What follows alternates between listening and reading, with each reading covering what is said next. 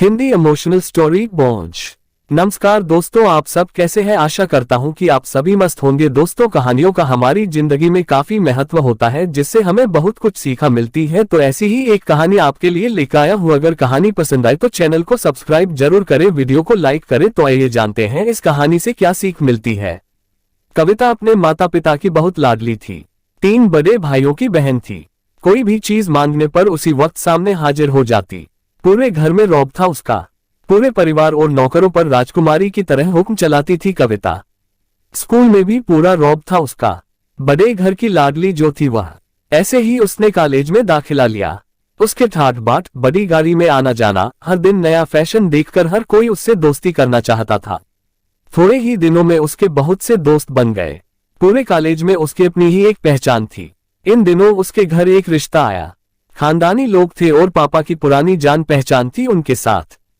कविता के साथ कोई जबरदस्ती नहीं थी, पर कविता ने फिर भी हाँ कर दी, क्योंकि वह अपने परिवार से बहुत प्यार करती थी। वह जानती थी कि वह लोग उसका अच्छा ही सोचेंगे।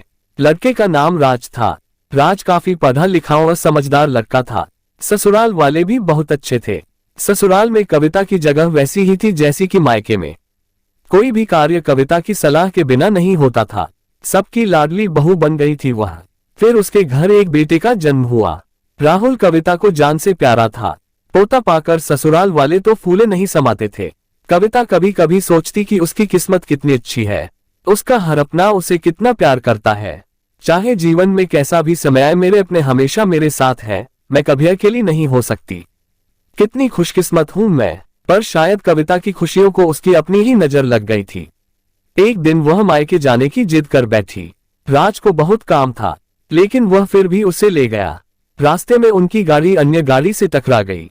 कविता, राजू और राहुल बहुत बुरी तरह से जख्मी हो गए। काफी दिनों के इलाज के बाद राजू और राहुल तो ठीक हो गए, लेकिन कविता पूरी तरह ठीक ना हो सकी। सर पर चोट लगने के कारण वह अपनी आंखों की रोशनी खो बैठी। अब कविता की किस्मत जैसे उल्टे पांव चलने लगी। मायके वाले कुछ दिनों तक उसे मिलने आते रहे, फिर कभी कभार फोन ही करके पूछ लेते कि अब कैसी हो। धीरे धीरे ये सिलसिला भी कम हो गया। ससुराल वालों की सहानुभूति भी कम होने लगी। घर में किसी को पास बैठने के लिए कहती तो जवाब मिलता, बहुत काम है, अब तुम भी हाथ नहीं बंटा सकती। राज भी चिचिड़ा हो गया था। बस राहुल ही था उसके साथ, जिसके साथ हंसते खेलते उसका वक्त गुजरता। एक दिन कविता के हाथ से कुछ सामान गिर गया, जिसकी वजह से राहुल को हल्की सी चोट लग गई। कविता के सास ससुर ने राहुल को उससे अलग कर दिया कि कहीं उसके ना देखने की वजह से बच्चे का कोई नुकसान ना हो जाए। कविता अंदर से टूट चुकी थी। एक दिन उसने सबके सामने मायके जाने की इच्छा रखी तो राज उसे तुरंत मायके छोड़ आया, जैसे कि वह भी यही चाहता था। लेकिन राहुल को उसके साथ नहीं भेजा गया। कविता कभी राहुल से दूर नहीं रही थी, पर अपनी कमी के कारण उसने ज्यादा बहस नहीं की। कविता को लगा कि वह 3-4 दिन वहां रहेगी तो थोड़ा हवा पानी बदल जाएगा, क्योंकि वह कितने दिनों से कहीं भी बाहर नहीं गई थी। घर वाले भी इतने दिनों बाद उसे देखकर कितने खुश होंगे। कविता के घर पहुंचने पर सब लोग बहुत खुश हुए।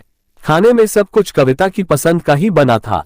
उसने अपने मम्मी पापा और भाई भाभीियों से दिल खोलकर बातें की। उनके छोटे छोटे बच्चे भी बुआ के साथ घुल मिल गए थे। रात को सोने के वक्त जब वह कपड़े बदलने लगी तो उसे पता चला कि उसका बैग तो बहुत भरा हुआ था। वह सब समझ गई। वह बहुत उदास हो गई। कुछ दिनों तक तो सब ठीक रहा, फिर जैसे सब बदलने लगा। सबका व्यवहार बदल रहा था। वह लोग जैसे थक चुके थे उससे। सब लोग घूमा फिरा कर पूछने लगे कि राज कब आ रहा है, उसे ले जाने। वह बहाना बना देती, जबकि वह जानती थी कि उस घर में अब उसके लिए कोई जगह नहीं। कविता से चलते वक्त कुछ ना कुछ नुकसान हो जाता। थोड़ी बहुत टोकाटाकी उसे सुनाई देती, वह टाल देती। एक दिन उसके हाथ से लगकर एक कीमती फूलदान टूट गया। छोटी भाभी ने बहुत हंगामा मचाया। कविता के माता पिता रोज रोज के झमेलों से तंग आ गए थे। उन्होंने राज को खुद से फोन कर दिया। राज कविता को अपने घर ले गया। कविता को अपने परिवार वालों से ये उम्मीद ना थी। जिस कविता के कहे बिना घर में एक पत्ता भी नहीं हिलता थी, उस घर के लिए वह बोझ बन चुकी थी। राज के साथ ससुराल आते वक्त वह बहुत खुश थी, क्योंकि वह अपने घर जा रही थी, अपने जिगर के टुकड़े राहुल के पास। परंतु ये खुशी भी कुछ पल की ही थी। सारा बंदोबस्त पहले ही किया हुआ था। कविता को सीधे ऊपर वाले कमरे में पहुंचा दिया गया। राहुल से दूर रहने की सख्त चेतावनी दी गई। एक कामवाली लता को उसकी जिम्मेदारी सौंपी गई, जो उसके खाने पहनने जैसी जरूरतों का ध्यान रखती। कविता ज्यादातर चुप ही रहती।